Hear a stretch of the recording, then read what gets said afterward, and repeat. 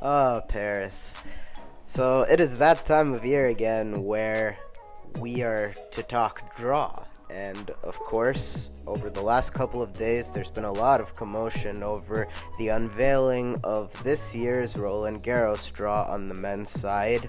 Of course, me being a Rafa Nadal fan, I have been at the forefront of, praying to land in the Medvedev Quarter, the Zverev Quarter, the Tsitsipas Quarter, honestly anything. And as far as preferences go, we got what would have been last on that list and got slotted into the Djokovic Quarter. It is what it is, but, in addition to that, we have pretty much the three top favorites that are on everybody's mind ending up in one half. And that promises to make for some very fascinating stuff over the next couple of weeks. So without further ado, let us just get into unpacking this draw. Of course, top quarter being the one most discussed for obvious reasons that I stated earlier, with Nadal and Djokovic landing in each other's quarter yet again. And I will be very blunt about this. I do think that, barring Nadal's foot again flaring up badly as it did in Rome, I do think that this Nadal-Djokovic Dream quarterfinal will be happening. I just don't see that many roadblocks preventing it from doing so. Let's just start with Djokovic's portion of this quarter. His other seeds are Jenson Brooksby, Grigor Dimitrov, and Diego Schwartzman. And, there is an interesting storyline there with Djokovic potentially getting Alex Molcan in the second round, his former longtime coach Marian Vida's new charge, having left Team Djokovic this year. That being said, in my opinion, not really a massive, obstacle for Djokovic progressing forward, obviously, with how Novak has, rounded into form this clay court season. For that matter, none of them really. I know Jenson Brooksby breadstick Djokovic actually in the first set of the US Open before being routined over the next three sets, but still putting in a good showing there. And Djokovic, I do feel, has been prone to, taking some time to figure out junk ballers like that occasionally. But I don't see Brooksby really pushing Novak that much. And to be honest, the only one that I could see, him potentially having to work a little bit would be Diego Schwartzman down the line in the fourth round. But Diego has really never bothered Novak or been able to put up the same kind of fight he does against Nadal. The one exception probably being Rome 2019 against any half-decent version of Djokovic. 2017, taking him 5 here does not count. So don't really think that Novak is going to have to expend that much energy in his way to the quarterfinals. And then when you turn and look at the other side of this quarter with Rafa Nadal's path there, I also feel that a lot of people in this faction of Nadal fans are really overreacting with the draw that he was dealt. I think it's a pretty, obstacle-free path, with the one exception being a potential meeting with Felix Auger-Aliassime in the fourth round. It's been a bit of a mixed bag this clay court season, but he finished strong, hammered Jannik Sinner, I believe, in Madrid, and then put up a very impressive fight against the very good Novak Djokovic in Rome. If Felix is able to play that way, yeah, he'll give Rafa a decent match, but I just feel like Nadal has the ability to potentially make Felix be impatient, which has, been a bit of his undoing when making untimely, unforced errors, basically.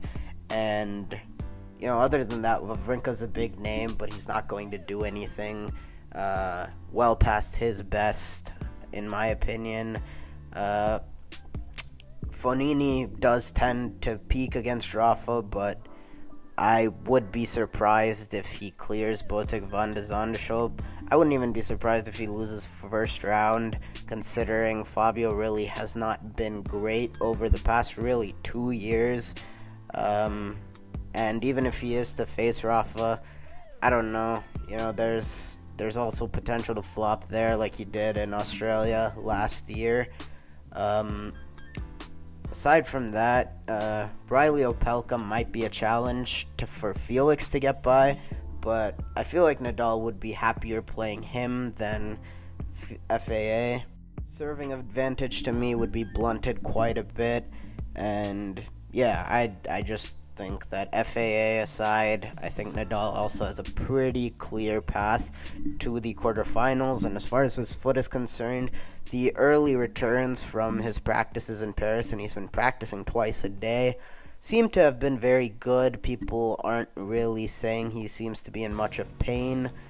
He said he's feeling good. Moya said his foot right now isn't that much different from what it was coming off of the post-pandemic break coming into Roland Garros 2020. So that is certainly all signs for encouragement. You just gotta hope day to day that Nadal's foot behaves. Considering the nature of that injury, it's so unpredictable. Could just flare up one day and be fine the other. But fingers crossed on that front. And I'll say this regarding that quarterfinal, that I do think, unlike 2015, the last time these two faced off in the quarterfinals with Nadal and Djokovic, I think Rafa will put up much more resistance this time. I've always said I will always have faith in Rafael Nadal and, never write him off so long as I don't see 2015 Nadal out there.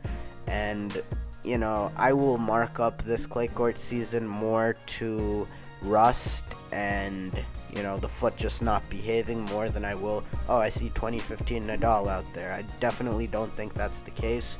Therefore, I do feel that Nadal, win or lose, will definitely put in a good fight against Novak Djokovic. Worst case scenario, if he's fit, I do feel it'll be a struggle, along the lines of something like last year. Still be 4 sets, maybe 5, but right now it's very hard to logically make the case that Nadal is going to win that match. I do, want to say with all my Nadal fan heart that there's no way that this dude is going to lose 2 years in a row at Roland Garros, because it's just never happened. But gotta give the edge to Djokovic at the moment. Novak has, to no one's surprise again, played himself into form and seems to be firing on all cylinders yet again heading into Roland Garros. I'm sure he will take a great deal of confidence into that matchup if it happens, coming off of his result against Rafa last year. He obviously knows what to do, and I'll elaborate more when we get there, obviously. But at the moment, I would have to give Djokovic the edge and say he will be the one to make it out of this quarter. Moving on to the second quarter in the top half. This one fields Zverev and Alcaraz as the top seeds. Also in that mix in the Zverev section, Davidovich Fokina, as well as Taylor Fritz. Sasha, it's kind of interesting considering he could get Sebastian Baez early, as well as Alejandro Davidovich Fokina right after that. Both of those guys very competent on clay, no doubt about it. But I'll put it this way, Sasha has kind of gotten into that Nishikori kind of rhythm in these slams where, it might be ugly. You can probably count on him struggling along the way. But ultimately, Sasha's just done a much better job lately of avoiding those terrible losses in slams. He gets dealt pretty routine draws a lot of the time, and it's kind of befuddling how so consistently. But, to his credit, he does take care of business these days, and I do anticipate more of the same there, even though I could definitely see both Baez and Davidovich Fokina on his way to the fourth round being some stumbling blocks. As far as others in his path to the quarterfinal, I don't really see Isner or Fritz being ones to upset him here. I do think Sasha Zverev will be in the quarterfinals. He does handle big servers well historically, and Taylor has, had a rough spell of injury luck going back to Indian Wells, even though he captured that title. Likely will be undercooked on clay as well, having not played since Monte Carlo. And yeah, I anticipate Sasha Zverev making it to the quarterfinals. As far as who he will be facing, pretty much everyone's eyes are on Carlos Alcaraz in this portion of the quarter. Really, in this quarter as a whole, I think it's pretty much been the Alcaraz quarter. And, I think he will also like his draw quite a bit. The earliest, formidable challenger he'd probably have would be a match with Sebastian Korda in the third round, potentially, and that would probably be a good litmus test. Obviously, Carlos suffered the upset to Korda in Monte Carlo. That will definitely be on people's minds. However, I definitely think that one had more to do with Alcaraz just having a bad day at the office. Korda does have the ability to, take the racket out of your hands on pretty much any surface, but I do think that Alcaraz will get some measure of revenge there in the third round if all goes according to plan. Other seeds in his part of this quarter would be Cam Norrie and Karen Khachanov. Cam coming off a pretty good week in Lyon. I think he won the title coming off a final last year. So he will feel good coming into Roland Garros. Really a good chance to go beyond the third round here. If I'm not mistaken, I don't think Norrie has ever progressed beyond the third round at any major. Great chance to do so here. Of course, another notable floater there would be Dominic Thiem, two-time finalist here, and I'll say this, Dominic Thiem's comeback has gotten off to a rocky start. Obviously, it's a process, but he has yet to win a match, I believe 0-4. I do think that he'll be winning a match given his draw with Hugo Dellien, but I don't really see anything beyond that. Could get Karen Khachanov after that, who is quietly pretty solid at Roland Garros, former quarterfinalist here, and if there's one thing you cannot question with Khachanov, it is fitness, and he has reaped the benefits of that at Roland Garros. Norrie is not a match that is insurmountable for him, but neither of those guys I can see beating Carlos Alcaraz. I think Cam Norrie's good run of form will see him be the one to face Carlos, and he has been someone who Alcaraz has had his number over the past year, really, going back to last year's US Open. And even though he played him tough in Madrid recently, I don't see him being able to pull an upset there. Really, regardless of if Carlos is on or not, he's obviously proven himself against Cam. And so, I do have both top seeds moving to that quarterfinal as well, with Zverev and Carlos Alcaraz. And as far as that matchup is concerned, we saw it in the Madrid final recently, very lopsided in Carlos Alcaraz's favor. Hard to extrapolate stuff with Madrid, of course, but I will say this, I don't think that Zverev has the form this year, unlike last year, where he could have made this that competitive. If Sasha plays his best out of nowhere, really, because we're yet to see it this year, you could certainly give him a chance to even win that match, but Zverev in the form that he has been in, I just cannot see it. A bit like how I've spoken on Stefanos Tsitsipas this clay court season, and even to a lesser extent with Zverev, because you look at the results recently, semis in Rome and then finals in Madrid. I do mark those up more to pretty favorable draws rather than, even if it was favorable draws, I just have not seen Zverev hit his apex level really all year, and that hasn't changed during clay court season, so I cannot see him really putting up all that much resistance to Alcaraz. It probably won't be a blowout like it was in Madrid, but, I got Alcaraz, and I'm pretty confident in that. So that brings us to the bottom half from that very top-heavy top half. Starting with the Stefanos Tsitsipas Quarter, he is the biggest winner, I think, in my opinion, from this draw. Tsitsipas has a very, very clear path to, in my opinion, the semifinals, really. Spoiler alert there, but you could have probably filled in the blanks with that. Next highest seed in this quarter is Casper Ruud, of course, coming off a title in Geneva now.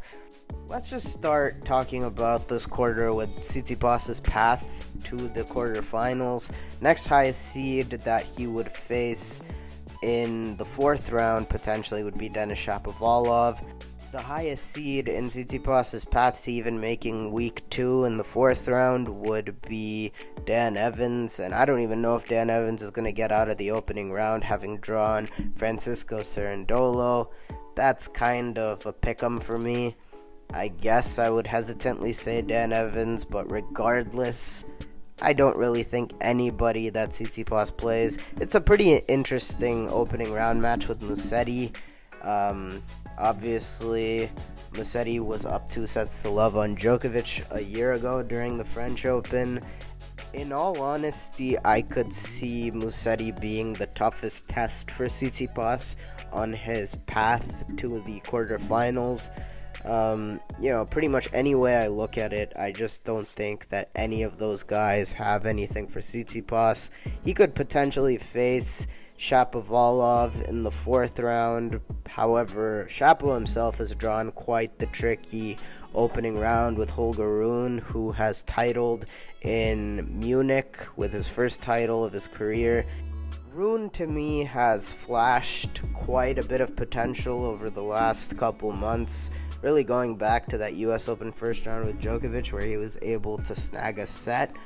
And really, the biggest red flag I see with him at this point would be having to develop the durability, because he's been cramping like damn near every other match I watch him, and that definitely could be problematic best of 5. But for one shot in a first round match against someone as streaky as Shapo, I kind of am leaning Rune here. But again, it all comes back to what I said. I really don't think any of those guys really have anything for Tsitsipas, and I don't see any of them stopping him from getting to the quarterfinals. Didn't mention De Minaur. Really, only notable result I can think of with him was having Alcaraz down match points in Barcelona. But still, I just can't see him either having much of a shot against Tsitsipas. Talking about his quarterfinal opponent, it really could be anybody. I'm not totally sure. I am picking Casper Ruud to make it there, but it's very hard to put my trust in Casper still, considering he is yet to make week 2 at Roland Garros, and he's been remarkably consistent in being able to beat who he should beat in these 250s, but it's still yet to translate to the majors, in spite of some pretty good results in Masters. In my opinion, though, he should get to the quarterfinals. Next highest seed is Hurkacz, who isn't really comfortable on clay, albeit having improved this year definitely on clay. But I just lean Casper Ruud based on pedigree on the surface. Goffin has had some nice results here lately. Of course, had Rafa down match points in Madrid, and also beat Hurkacz in Rome. He's a vet with, decent experience getting to the quarters at majors multiple times. I could see him making a run here as well, but I'm just going to roll with Casper Ruud making it there. Would be his first major quarterfinal, but again, I can't see him beating Tsitsipas in any world, so yeah, Steph to the semifinals here. And then we get to Daniil Medvedev's quarter. His presence here, pretty much playing no tennis in the last 2 months, has been really what caused this seismic shift in the draw. But, it is what it is. We're happy to see Daniil back, obviously. That being said, given his past with clay, I think if Medvedev would have been more match tough at this point, I honestly could have seen him make a quarters run again as he did last year. However, considering he has played all of one match ever since Miami, it's really tough to see him going all that deep. And I mentioned earlier, Tsitsipas I think is the biggest winner from this draw. I also would say the winner of a potential Sinner and Rublev match in this quarter would also be a huge winner out of this draw. Basically, as far as the Medvedev portion of this quarter is concerned, I think it's a big win for Kekmanovic. I think that he has a pretty good runway to make his first real deep run in a major. He has done a lot of great work this year, and I think that he's going to cash in on that here at Roland Garros. I do have him beating Daniil Medvedev, and beyond that, he could encounter a PCB or Marin Cilic in the round of 16. PCB, haven't loved how he's looked this year, definitely been a step back, and that might just be wear and tear and age catching up as he enters his 30s. Marin Cilic has looked a whole lot better in this last year pretty much than he did in the years prior, where he was looking over the hill pretty much. Regardless, though, I would have Kekmanovic being my winner of whoever it is he ends up facing. Other part of this quarter, I do think it'll come down to Sinner and Rublev. Sinner, of course, is yet to lose to any non-Nadal player at Roland Garros, at least in the last 2 years where he's really burst onto the scene, and I think he got a really favorable section of this draw. Highest seed for him prior to a round of 16 meeting with Rublev would be Basilashvili. Obviously blows hot and cold. You can't really put any faith in him making it there even. And beyond that, not really many threats to Jannik. It would probably be a disappointment for him to lose before. And for Rublev, he's really righted the ship after having a rough last year where he began losing a lot of the consistency that had really been a staple of his game, and that's corrected itself quite a bit this year. For him, like Sinner, I think it would be a major disappointment to lose before the round of 16. Next highest seed is Tommy Paul that he could see before then, and potentially he could see clay court specialist Christian Garin, but to Rublev, I really don't think those are in the same weight class as him, and I expect him to get there.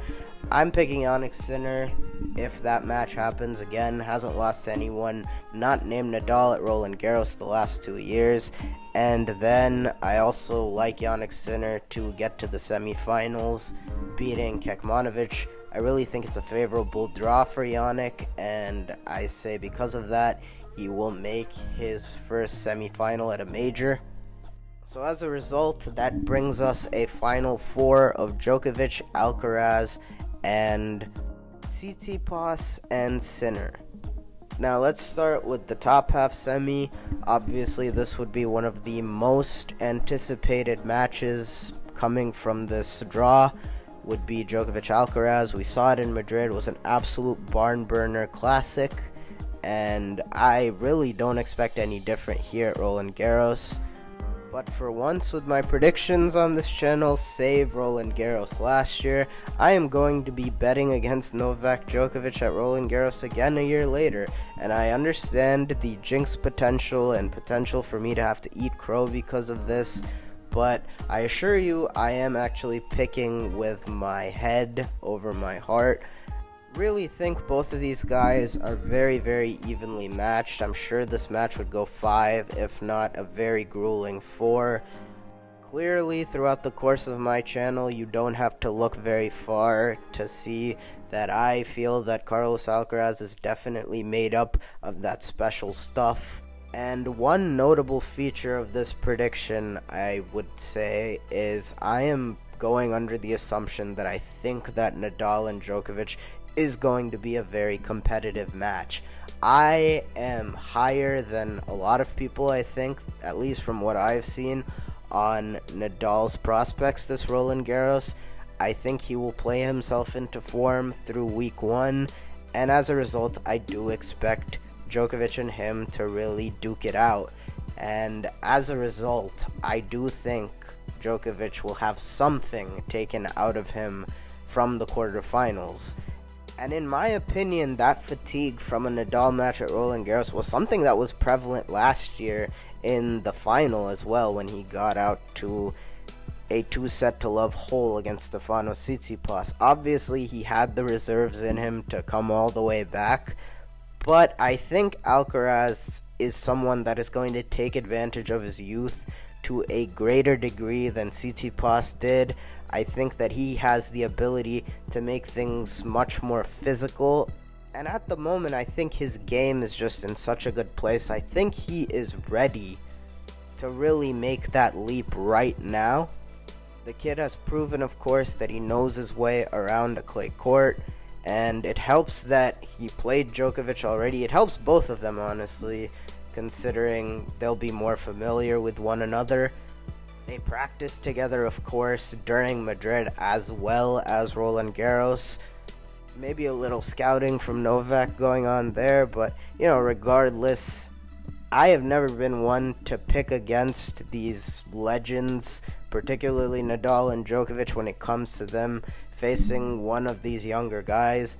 But I do think that we have our guy now that can actually take this leap. And beyond that, I do think that he's been aided by the draw more. I think that having to only play one of them and them coming off probably playing one another is going to make a big impact here. And because of that, I got Alcaraz in a very nip and tuck tight match. On the other hand, I straight up got Stefanos Tsitsipas. I don't really have that much trepidation about it. Even if I don't think Tsitsipas is playing up to the level of his last couple clay court seasons, I still think he will take care of business here. He's gotten the better of this matchup. For the most part, he's only lost to Sinner once, but other than that, his wins have been pretty comprehensive against Jannik. And then Jannik, typically does struggle against top 5 guys in that upper echelon. I don't have the number for sure, but I know off the top of my head that he has struggled for the most part to even make things all that competitive and take sets. So I got Tsitsipas here in a pretty routine 3 or 4. This would set up a matchup between Alcaraz and Tsitsipas in the final. Tsitsipas would be in a second consecutive Roland Garros final. And, off of form, obviously I favor Carlos right now. Matchup-wise, Carlos has gotten the better of Tsitsipas even while he was still developing last year at the US Open. Of course, Steph probably not 100% there either. But ever since we've seen Alcaraz, just further his pretty much dominance in that head-to-head so far, all things pretty much would point to an Alcaraz win if that matchup were to happen, and that's where I'm going with this. I have Carlos Alcaraz actually winning his maiden major right here at the French Open. Probably would anticipate him doing it in around 4 sets. I think I have a lot of admiration for the competitor that he is. I'm sure he would fight, but I just think fundamentally things are stacked up so much against him as far as who he would have on the other side of the net. I understand some people have their doubts about Carlos's chances here at Roland Garros, considering how little we've seen of him in best of 5. But again, this is literally the best teenager we have seen in decades, and he is the best teenager we have seen since literally Nadal and Djokovic. As I've expressed in past videos, I really don't think there is need to worry about him wilting under the pressure. Carlos Alcaraz has passed just about every test thrown at him in his very, very short period in the limelight. I understand that it is going out on a limb to pick him to win the title right here, right now, but honestly, when the draw first came out, my first reaction, for the reasons I laid out, was I'm leaning Alcaraz for the title, and I'm going to roll with my gut. If that ends up going sideways, I will be more than willing to own up to it, but I also have no issues hitching my wagon to Carlos Alcaraz in this regard. He has proven time and time again it's only a matter of time before he is that dude, whether it is in the next 2 weeks or a little longer than that.